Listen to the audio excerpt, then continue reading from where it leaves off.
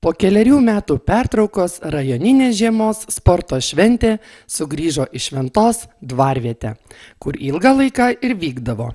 Pirmieji nuo ankstaus ryto, kaip visada, į varžytuves įsijungė 36 poledinės žūklės mėgėjai. Labą rytą dar visiems kartą susirinkusiam į žiemos šventę. Labas rytas, Andriau. Labas rytas, Jolanta. Žiūriu, tu šiandien žvejybiškai visai nusiteikęs. Nu, aš kaip prie ribako truputį irgi. Kaip sekėsi šiandien žvejoti? Oi, prigaudžiau žuvų, karosų, lydekų, visakų. Didelių? Nu, ašgi visą laiką. Mažas paleidžiu, o didelę atsidegtukų dėžutę susidedu ir namo atsinešu. Supratau tavo bairius, nežinau, tikėtum ir netikėt, bet labai smagu visus matyti tradicinėje žiemos šventėje. Nu, norime visus pasveikinti dėl čia susirinkusius, dėl to, kad jūs visi mylit gamtą ir mylit šitą žiemos šventę.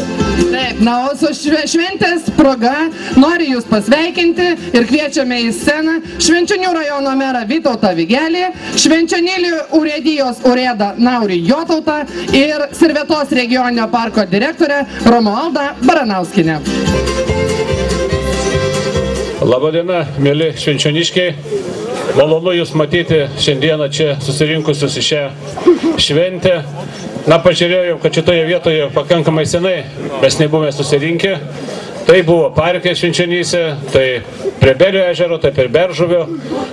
Šiandieną vėl čia renkamės į Sirvetos regioninį parką. Dėkui direktoriui, dėkui urėdui, kad radome bendrą kalbą. Iš tikrųjų, šiandieną ir oras puikus. Ir nešaltai, aš manau, jūs tikrai puikiai praleisite laiką.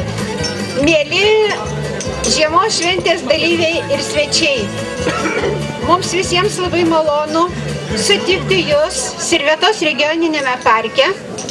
O tai, kad ši tradicija yra tęsiama, esame dėkingi rajono merui ir savivaldybės administracijai. Gerbiami svečiai, gerbiami šventės dalyviai, miškininkai, miestelėnai, vietiniai bendruomeniai, sveikinu visus su tokia gražia švente. Iš tikrųjų labai džiaugiuosi, kad vis dėlto po kelių metų vėl suorganizavom tokią gražią šventę ir galim vėl pasidžiaugti paskutinės žiemos savaitėmis, mėnesiais. Ir iškilmingai uždegama šventinė laužo tradicinės žiemos šventė. Daugiausiai Dukų ežerą nuskriaudė Vaclovas Olčickas, sugavęs kilogramą 880 gramų žuvies.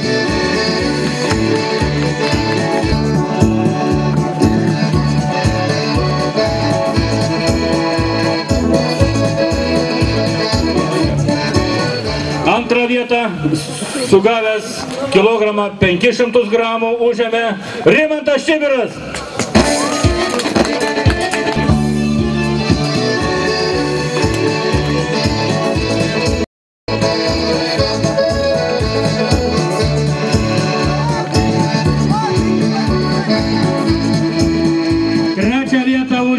Vytautas Nalivaikas, sugavęs 1 kilogramą, 200 gramų žuvies.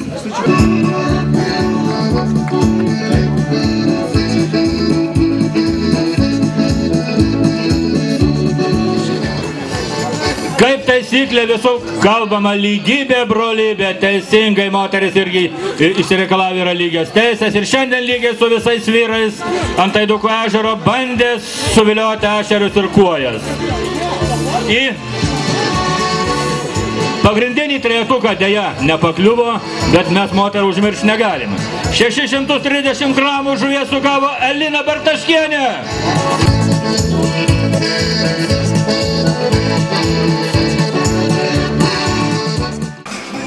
Po oficialaus šventės atidarymo prasidėjo varžybų ir konkursų maratonas.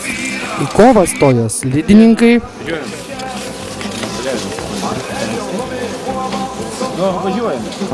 užvirė kovos ledo ritulio aikštelėje, rankos taiklumą buvo galima išbandyti smiginio ir pasagos mėtymo varžybose. Švenčionių viešosios bibliotekos darbuotojas nulipdė didžiulį sniego senį, prie kurio mielai fotografavosi ir maži, ir dideli.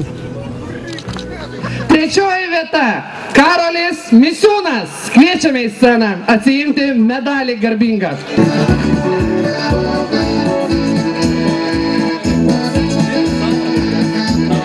Valiau! Čia brolis? Vaidas Misiūnas.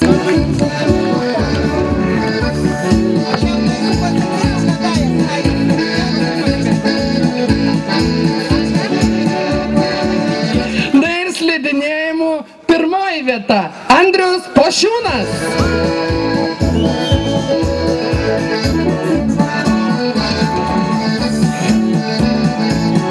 Andrius, sveikinimai, pasilik scenoje.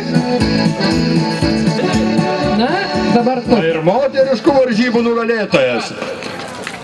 Viena iš pačią garbingiausių vietų, tai yra antrą, užėmė Viltė Duksaitė.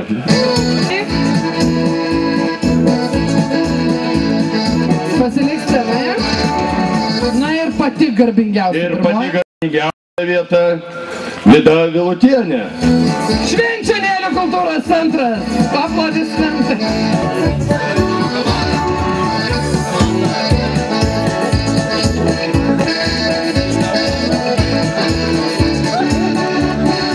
Ir palaikymo komanda.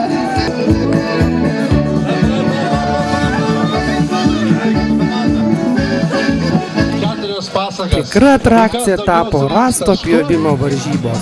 Tik iš pirmo žvilgsnio atrodo, kad lengva rąstą laikui perpjauti, o kai pradedi, tai ir pjūklas linksta ir stringa nelabasis nelaiku.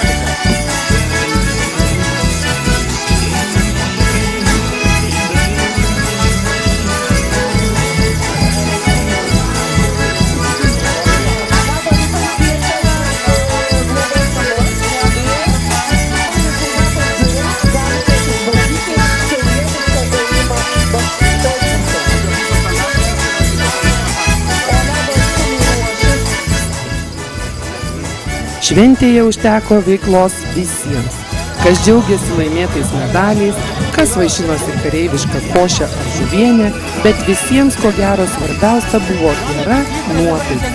Nes tam puikias sąlygas sudarė ne tik šventės organizatoriai, Švenčionių rajono savivaldybė, Sirvėtos regioninis parkas ir Švenčionėlių miškų urėdija, bet ir pati gamta.